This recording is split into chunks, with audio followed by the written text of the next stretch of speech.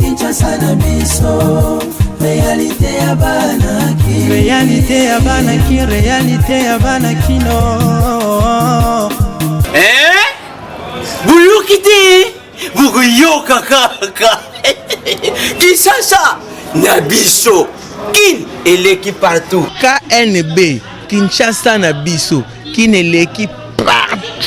Kinshasa et l'équipe partout. Mikolo Nezabino, pardon. Jima Sala Yolo Ratarate. Et on a bien un yo. Ah, Jima Mukende. Oumela. KNB. Qui est l'équipe partout?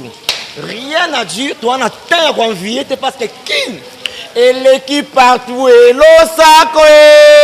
Liboso Ambongo Mosanto Azate. C'est Lindon Kardasha. Ils sont nolo. Bisous, bye. Banakin. Que bon agent que zappé so kutanango KNB Téléma. KNB Téléma qui chasse l'équipe partout. Jimmy Mukendi. Oumela. KNB ko zappé so kutanango check au Vandi. Abonnez-vous sur notre chaîne YouTube Kinshasa na biso. Mercredi et là, mon abandonné sa magazine Kinshasa na biso se continue toujours à informer bino puis que personne nous vraie réalité à Kinshasa.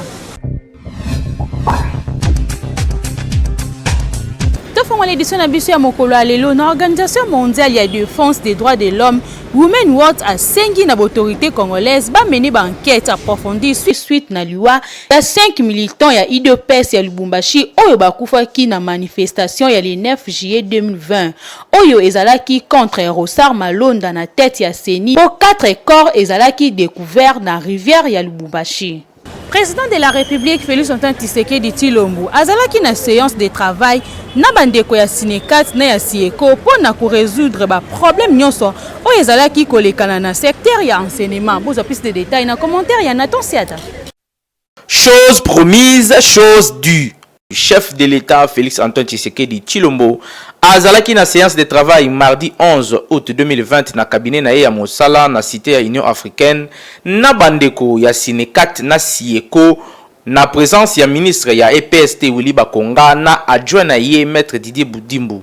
Ezali suite ya réaction ya madame Cécile Tshilombo, secrétaire général ya syndicat ya ba enseignants du Congo.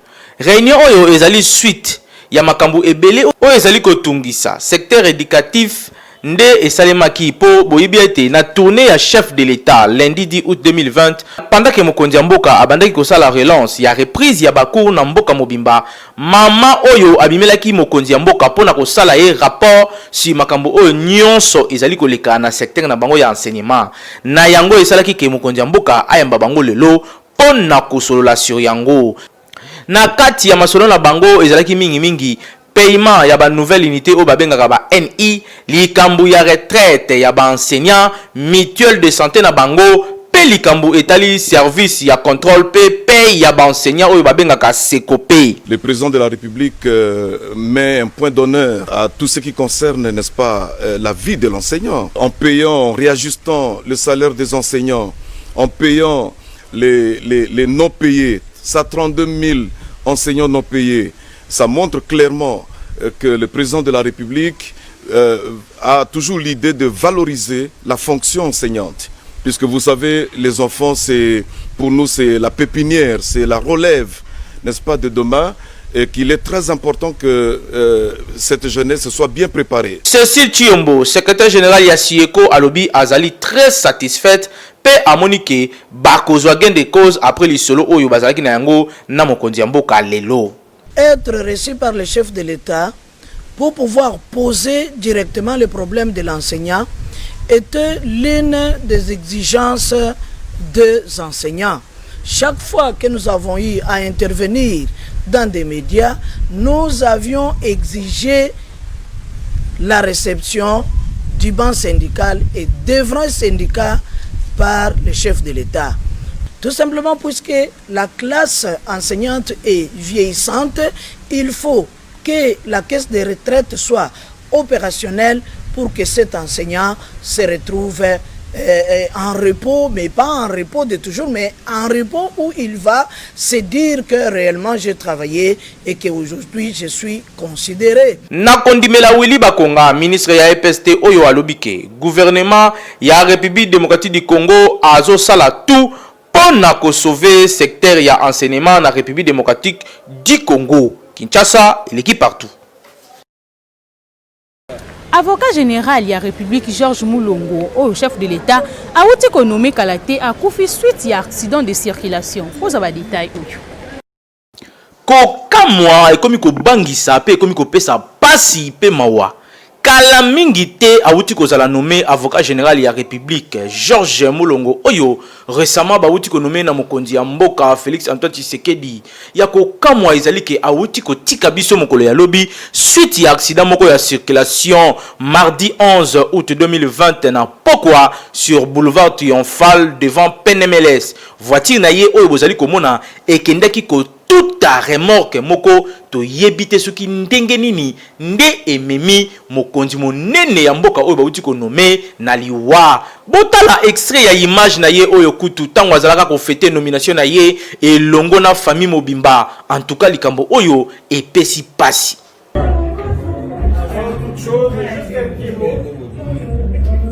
C'est mon beau-frère aussi. Avant toute chose, je voudrais glorifier le Seigneur. Amen. N'est-ce pas? Pour avoir permis au chef de l'État, qui est le magistrat suprême, sous l'impulsion du chef de signer une ordonnance qui nous élève au grade d'avocat général.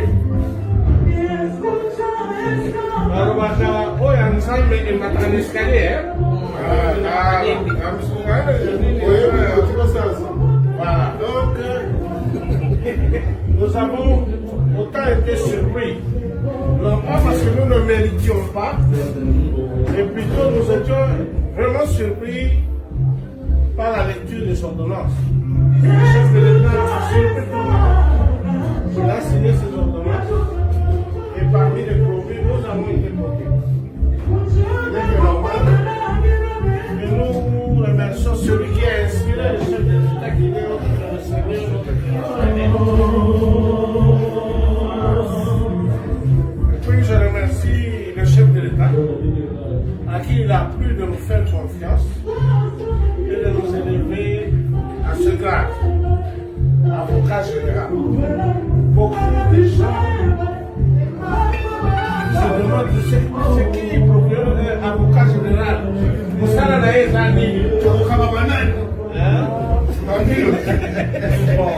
un avocat général, de la manière la plus simple, c'est un magistrat qui est l'adjoint du procureur général. Le procureur général, c'est celui qui a la plénitude de l'action publique. N'est-ce pas? Dans une ville, dans une province. Dans une province. Ce qui fait que votre ami a été élevé, votre frère, votre papa a été élevé au grade de procureur général adjoint. Kokamwa tozo comprendre te ba proche nyonso oyo mokonzi ya mboka azali kopesa confiance pour na basunga ye na batache na ye présidentielle bango nyonso bazali kokende en tout cas likambo oyo e komina ko bangisa to kosenga vigilance pe sécurité makasi na batu nyonso oyo bazali pembeni ya mokonzi ya mboka po kokufisaka batu boye e komi eloko mosusu en tout cas na présidence bo fungula misu po baliwa oyo e komina ko bangisa bakondi fo bazalaka mieux sécurisé po makambo ya boye ko makate.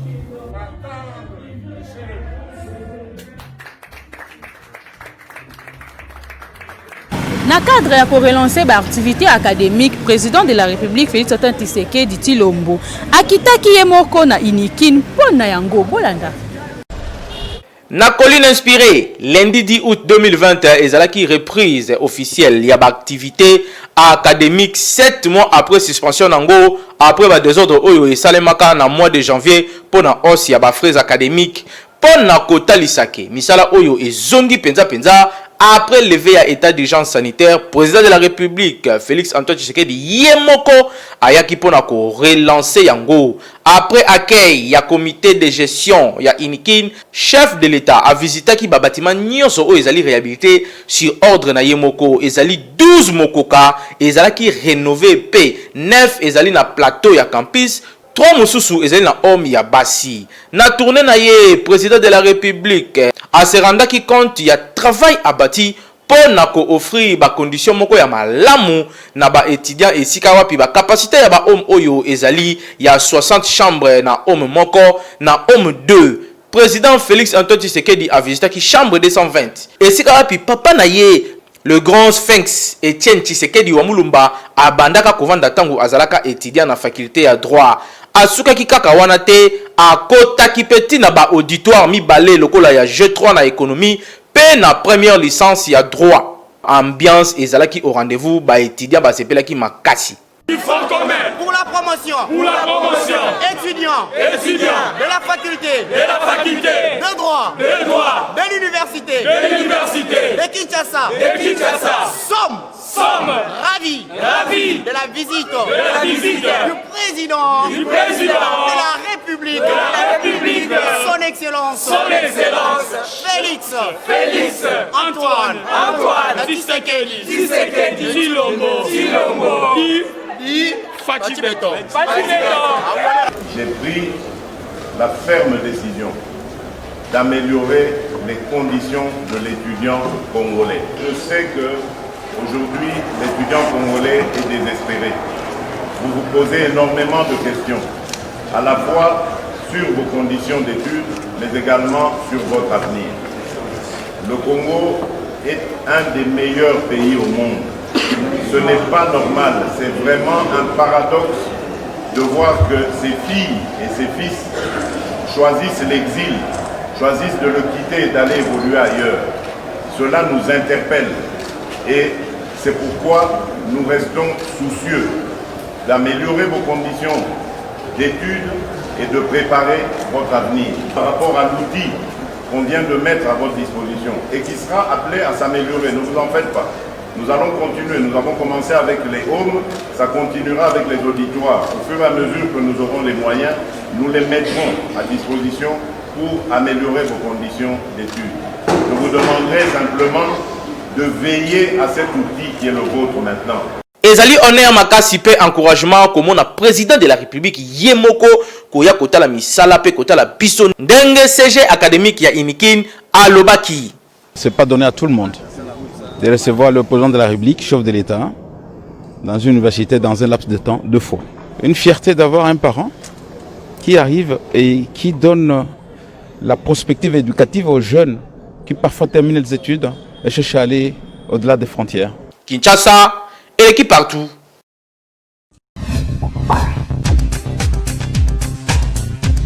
Coordonnateur ya magazine Kinshasa na biso Jimou Kenzi a dévoilé le programme ya Sika Coaching na Lingala pendant encadrement ya jeunesse pour Kango chaque jour na 21h juste na chaîne YouTube Jimou Kenzi le coach. La séance oyo est plus pour vous motiver, vous booster et puis pour contribuer à développement personnel à bino. Souci nangai est au changer manière de voir les choses, au changer manière de vivre. Tika komi mona selon ndenge bato aza kotalela yo mimona selon oyo yo lingi kozala mais yo zo sala eloko teka ko critiquer bato ba progressa o bato ana ba mongo na bango eza suspect et bongo yo kozanga non déjà suspect yo be kozanga non suspect o ba simba yo po ndiro simba ya kodozanga non il faut pas kotala bato na sens ya ba stéréotype na sens ya ba mabe.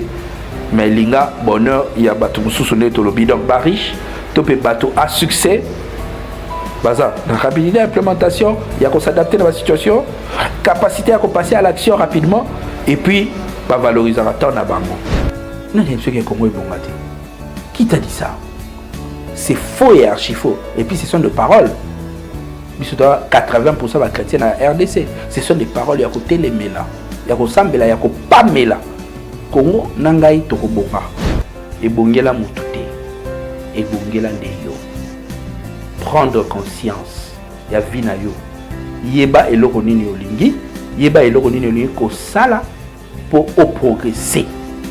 Si tu mets un match à foot et que biso gagner, nécessairement bino peut perdre. Mais ce n'est pas ça dans la vie. Dans la vie, on peut gagner ensemble. Dans la vie, il y a des termes où on va gagnant, par collaboration, par coopération, on va bien gagner. Mais maintenant, quand tu vas en business, tant que on collaborer, il faut là qu'il ça interlocuteur na yo o ya ko gagner, o la serve o yo ko gagner. Zala na mentalité ya gagnant pour ne rien perdre. C'était Jimmy Mukendi, le coach, votre frère, juste pour vous booster et vous motiver. À très vite.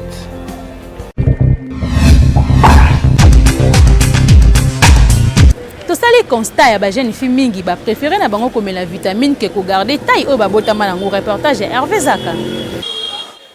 Toyebaka te lelo na Kinshasa bana basi balukaka nini basi nyonso bakoma koluka kokoma minene toyebi te ezali style ya mikolo oyo to ezali kaka kozanga koyeba basi nyonso ya Kinshasa balingi bakoma minene c'est-à-dire ndenge balobaka tibelezi to kokoma na cimenterie ya béton toyebaka te ezalaka pona nini to kitaki na terrain pona kotuna population ezali malamu système oyo ba fi bakoma nango ya komelaka ba vitamine pona baya minene pe misusu kutu bakoma kokende musika tina kobaka yango yo nzambe asali yo njoto mikie yo komo luka o mela ba vitamine po oya munene seka tene ezan conséquence nango zara tango yo mo amasi ozo melango c'est que il faut remelango à chaque fois pour ce que tikango yeba pe ofionuki okoni kokonda sko oyo okokonda ekozala sko ya mabe ekozala pene ya mabe ekolekana ndenge ozalaki yango mpona ngai baa basi bamela C4 fo batika C4 eza mabe conseil na bapesa na baa basi bamela ba C4 batika C4 eza mabe mpo ndenge eza wana yango mpe obanda ovanda na baningana basi boye ovandi na kiti boye kote moko te motiki mai mpo C4 ndenge ezalaka eyaka mabe. Bon, mpona nga namona yango mabe namona yango mabe parce que ndeti nga na bi ba vitamine wana bapesa yango mingi na bato oyo ta mosu abeli maladi moko boye ekondisi nzoto makasi mpo azala mwa sante moko ya mwa kovimba bamela yango mpona bongo me yo tanke nzambe asali yo na sante no normal okomela ba vitamine wana te ya mabe fo mituna conséquence nango apres ekozala nini avant omela yango mpo wana bi bato bamela yango eza motu oyo abeli maladi makasi akondi basalaka keno bamesa ba vitamine wana mpo arécupere mwa ndambo eza mabe makasi batika komela yango eza mabe lobi nango oyebi te ta mosusu inconvénient nango oyebi te ta mosusu osala mabe lobi. Premièrement, pour nous trouver ça bien té pour vitamine. Premièrement, tant que basali yango eza pour na muto azobela. Qui si tant basala qui si ezalaka pour na ko traiter malade. Mais ce que le to comme remarquer que muto aza malade té azozo vitamine amela. Ce que zo pour quelle raison? O pour ya munene. Or que qui si ezalaka na dose. Ce que tant o melango ozalo obligé o melaka ngo souvent pour ya munene. Or que ce que tant ozo melango souvent ezana ba inconvénient moko boyaka na à travers tant on l'existe déjà dose qui c'est ça ba inconvénient ya kasko ba inconvénient tant on ya hormone appelé au baby soit au belly aux obligé comme esclave à qui si et ça bien té vraiment comme la ba qui sont na po ya munene ndenge nzamba kelio sepela ndingo zali et ça té que OK ne quoi ajouter blo mort pour conséquence nango et aux ala mabe makasi conseil na opesa bandeko basi surtout ça que ceux qui mobile ya lingio a olinga ndingo zali. Ce qui mobile comme lingo soit posa munene wana se ki mobile wana peut-être atombe na choix moko malamu te mobile olinga ndingo zali na mabe na yo na kitoko na yo akolinga o selon choix oyo ya sali à travers yo ezate ke to pour mobile la linga ngafuna ya munene te mobile musu ba préférer na bango moi ça za ne muke musu ba préférer moi ça za la munene ezo dépendre na mobile oyo okutene ezate ke soko yo munene ndi mobile wana kolinga yo conseil na opesa bango ba garder toujours taille na bango baza ningi nzamba keli bango ekozala sengo mingi même mibali pe botika pe mibali pe ndo komona pe mibali ba mela ngo mibali pe batika ko mela ba biloko wana ba garder taille na bango nzambe ningi nzamba saleli bango ekozala malamu.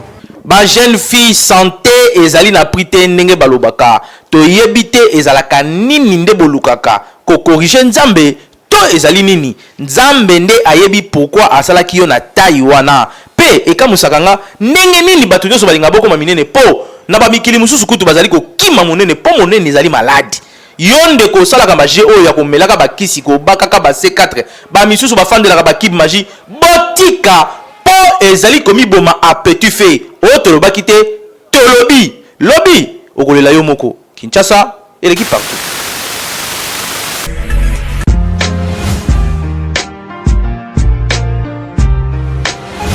Entreprises, institutions publiques et privées, ONG, partis politiques, commerçants, sachez que la communication constitue le socle de l'émergence de vos activités, produits, services et marques. La communication ne s'improvise pas, mais les méthodes et les stratégies de la communication s'apprennent. La Mouture ASBL organise la session de formation spécialisée en communication des organisations en 2 mois. Premier niveau, communication 360 degrés, les relations publiques et relations presse. Deuxième niveau, marketing marchand, marketing politique, conception publicitaire et gestion d'agence conseil en communication.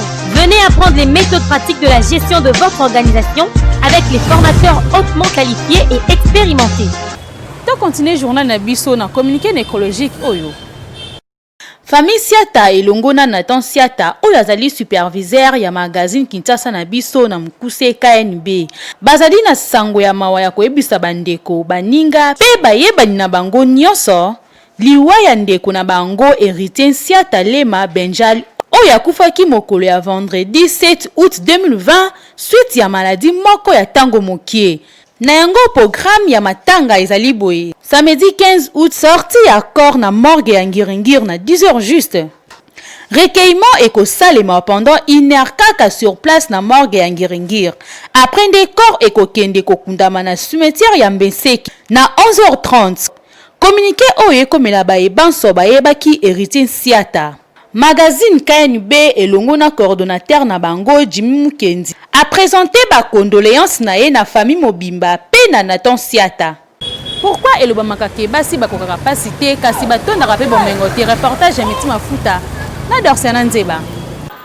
Ba papa mingi balobaka ke basi bakoka capacité mais batondaka pe bomengo te ata osaleli ebolamu okoyoka na tsuka na ngwa kotuna osalelanga nini population otukutanaki na bango boyoka ndenge ba expliquer expression oyo. Bon, moi ça sera pour na pasité. Moi si asepelaka place esengo ezali nde akovanda kimia. So esengo ezate akovanda te afa alongwa. Moi ça linga place esengo ezali. So esengo ezate moi ça esimba te comment ça azalo la fleur place kimia ezali fleur ezobota kitoko place moi ça azali. Ezaka nde nzamba salela mwasi. Mwasi kutu mama Bobila kuta loba na président osala ngani. Mais azobo mengo ebele pa président. Matuna ka osala ngani. Eka lo lenge mwasi azali. Eza na mabete baka sango to eza mabe mwasi wana alobile mobile ne bongo osala ngani nini. Eza mabeza mabete lo lenga nzamba sala biso. Ata mbola pese mal mbongo le ba osenga ni kaka. Poza ka ndenga mwasi. Alors baso pesa mbongo planti, pesa mbongo ya boye a osenga kaka. Mwasi azali lokola mwana muke. Kobokola mwasi neti ozobokola ka mwana na yo. Po soki bisengo ezate mosa kosepela te mosa sepelaka esika esengo ezali. Soki eloko ezate bolingo ezalaka te o. Bolingo ezalaka soki eloko ezali bolingo nyonso ezokende ka bongo. Mosa linga mafuta, mosa linga lata, mosa palia, soki ezala kitoko, mosa kozosala ngote, mosa kosepela te. Mosa kosepela te, mosa sepela ke sika esengo ezali. Mosa azala lokola faire. Kobwakela ngo mai tango nyonso po azala sembe sembe. Ya ona lobite ta mwasi to olobi ba pesi bomengo albi akotonda ngote mwasi azala lokola mola muke kaka ato pesi ato saleni suka na ngota boswele baka osalela ngai nini eloba makana ngo meme ona tsa motema ibi mbai nanga asalela ngai pona ngai soki na moni mobile nanga sunga nga sala ka nyoso pona ngai na kokumbisa na ngai me o basaka bongo to mbala zo pesa ye ya zo wanga nango basala ka bongo te za mabe. Bon, oh, votre question tunique, moi ça qu'on capacité, oui c'est normal. Pour moi si allo quoi flair et linga mai. So so la flair mai, flair et cola malam. So so la mai te flair et kauka. Et quand des mon abiso basi. Pour ça on a bon quand ça sukité devant minga na moi si non mi mona ka bien te. So opé sangai taka tentine des kitoko suki pe kitoko. yango moni ke balobi ke mo sa ko capacité te za wana mabete moi si fa za la bien moi si fa lia alata azana li papa bien nazana ngo mais na obima na oketeka poni na oketeka tom so na mona ke place naza oyo fe na za la boy est tom so place na naza eza na si na lina baksa mususu na koma nango mbisi zo bibisi la mayo tena mokili akufa ekande mona nga mwasi so kipenga te mona mwasi muso mona ki mobile na pasité to ki mate to na mona ke ngana obima salté muninga ngana oza propre et senga ke natika o aza na pia kana kilanda o na mbo na ba oba kokaka passe baza na sens ni ke bazali eza mwasi muso akolinga mobile soka lingi mobile na ye ou bien bandeko na tout na tango passe o aza na kondima devant Seigneur avec un soki ke lelo nzamba sungi biso to kokoma pe lokola bato bazali mais obe bazali ke non ya salama kaka pona bisengo na bisengo bazali mais mingi pe bazali to baka te non te bosi baka passe te boy te eza bana basi bazali pe belé ko ba ke non soki lelo pasi na supporter pona tant pe bisengo ekozala ba oba kokaka pasi te comme basi be biso mibali to yeba ke eza étape ya vie nzambe tango asala likambo na ye asalaka tuna moto moko te tozalaki na passe nzambe osala effort atomboli bino akomisi bino moto na kati na bato bozalaki na bisengo eza pe na moment moko boyeboluka bokoma na passe c'est que faut tomesana nango nyonso ezali na oyo ezali te tomesana nango nyonso po toza malamu boyoki ndenge population apesi ya vie na ye mais esengeli na biso toyebaki mwasi azalaka ndeti fleur kaka ndenge fleur azalaka na posa ya mai mpo ya vivre mwasi mpe azalaka na posa ya bomengo mpo ya vivre mais ileka nde te mpo baloba l'argent ne fait pas le bonheur mpo mingi bazalaka na bomengo mais bamona bonheur te Kinshasa eleki partout. Abonnez-vous sur notre chaîne YouTube Kinshasa na biso. Bozalaki tellement ebele ya kolanda magazine Kinshasa na biso kasi komi bongo na suka soki bosepelaki na édition mokola lelo kopesa merci une équipe rédactionnelle mobimba ya KNB Hervé Zaka double poumon azalaki bongo na sima caméra na ton siata na réalisation pe coordination ya Dimu Kendi kaka ndenge to message ko esaka bino botikaka toujours côté pe branché na chaîne YouTube Kinshasa na biso Kinshasa yo et l'équipe partout.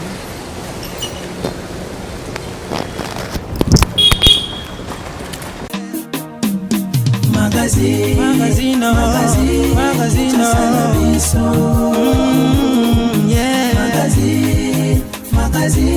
Kinshasa na biso réalité ya bana ki réalité ya bana kino